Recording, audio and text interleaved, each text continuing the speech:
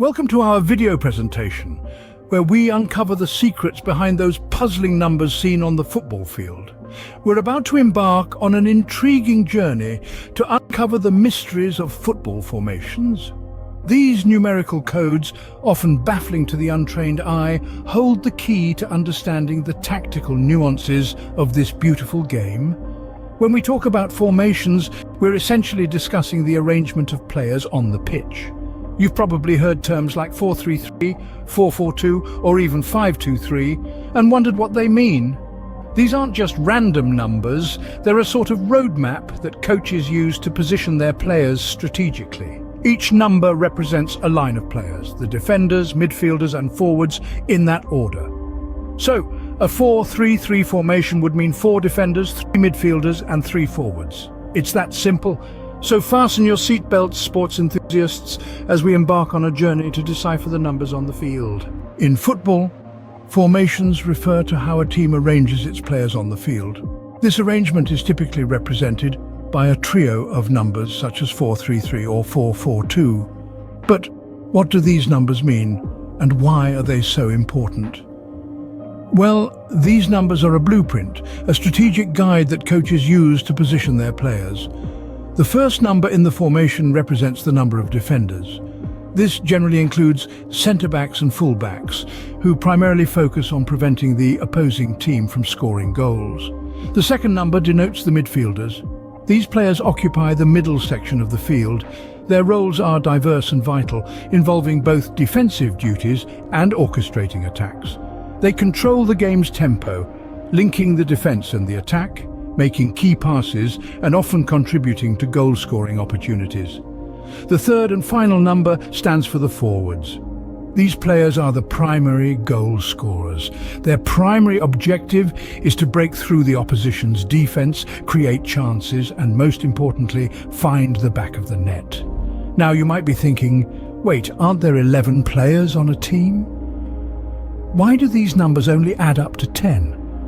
Well, that's because the goalkeeper is not included in this count.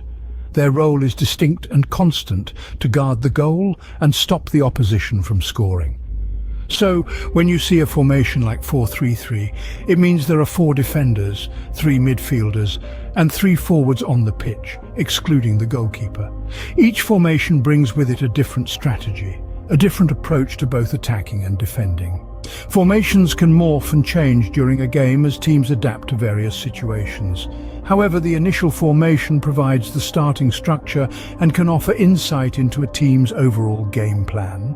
So imagine these formations as a roadmap that coaches use to position their players strategically. They are the core of the team's game plan, a fascinating blend of numbers and strategy that brings the beautiful game to life. Let's start with one of the most versatile and attacking formations, the 4-3-3. This formation is loved by many football enthusiasts for its balance and flexibility. It's like a Swiss Army knife. It can adapt to various situations, whether you're aiming to score or defending a lead. The first number, 4, indicates the number of defenders. This usually includes 2 central defenders, who are the last line of defence before the goalkeeper, and 2 fullbacks, who provide width and depth to the team. These fullbacks often join the midfield, contributing to both defensive and offensive plays. Next, we have the 3 midfielders.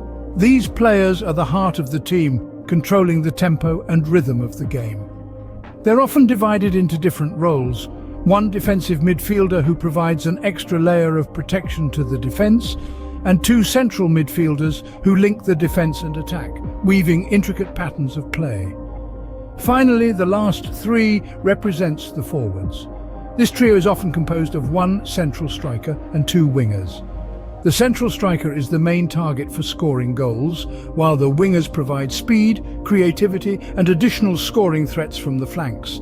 They can cross the ball into the box, cut inside to shoot, or even swap positions with the central striker to confuse the opponents. Now, let's bring this formation to life with a practical example. Consider a match where a team employing the 4-3-3 formation is pressing high up the pitch. The defenders and midfielders form a compact unit, cutting off passing lanes and forcing turnovers, while the forwards stay ready to pounce on any scoring opportunities. In the heat of the game, the 4-3-3 formation can morph into a 4-5-1 when the team doesn't have the ball, providing a solid defensive structure. Once they regain possession, the formation can quickly transition back to a 4-3-3, turning defense into attack in a matter of seconds.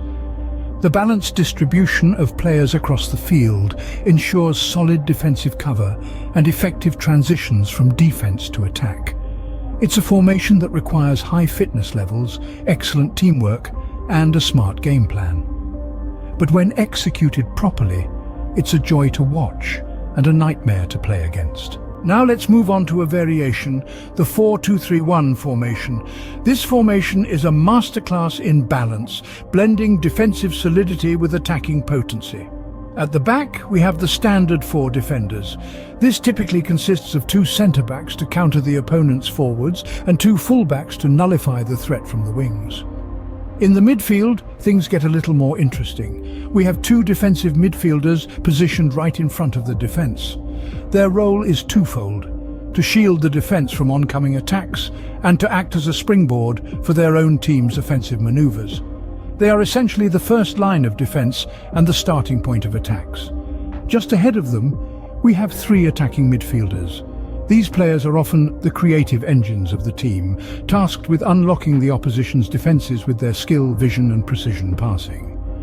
They are positioned in a way that allows them to interchange positions and keep the opposition guessing.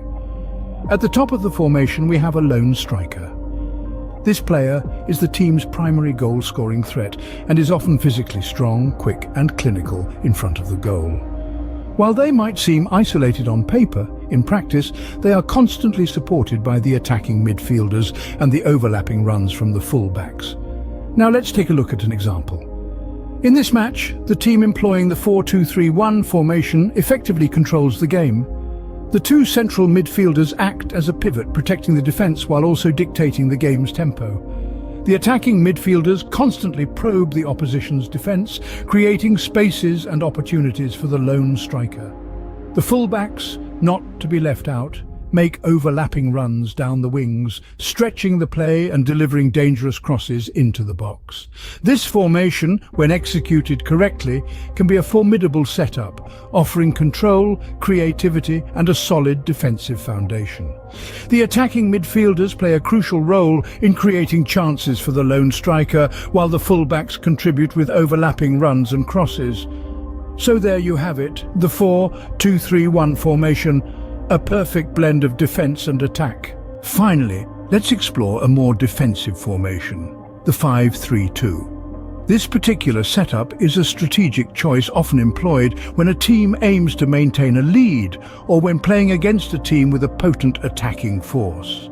The first number, 5, refers to the defenders. This usually includes 3 central defenders and 2 wing-backs. The central defenders are primarily responsible for neutralizing threats from the opposing team's attackers, while the wing-backs provide width and can transition into attacking positions when necessary. Moving on to the midfield, the number 3 represents 3 midfielders who are tasked with both defensive and offensive duties. They are the engine room of the team, controlling the game's tempo, breaking up the opponent's play and launching attacks. At the front we have the number 2, which stands for 2 forwards. Despite being a defensive formation, the 5-3-2 doesn't completely abandon attacking ambitions. These 2 forwards, often a combination of a target man and a speedy striker, are expected to capitalize on counter-attacking opportunities and make the most of the chances created. Now let's take a look at an example where this formation was astutely utilized. In this match, the team adopting the 5-3-2 formation was up against a side known for their attacking prowess. However, the 5-man defense proved to be a formidable wall, successfully thwarting the opponent's attempts to breach their goal. The midfield trio worked tirelessly, breaking up plays and launching swift counterattacks. Despite being outnumbered, the 2 forwards displayed exceptional understanding, making clever runs and exploiting the spaces left by the opposing team's defenders. This formation's effectiveness was evident as the team managed to maintain a clean sheet while scoring a couple of goals themselves. The 5-3-2 formation demonstrated how a well-organized and disciplined defense, combined with a lethal counter-attacking strategy, can triumph against a team with superior attacking firepower.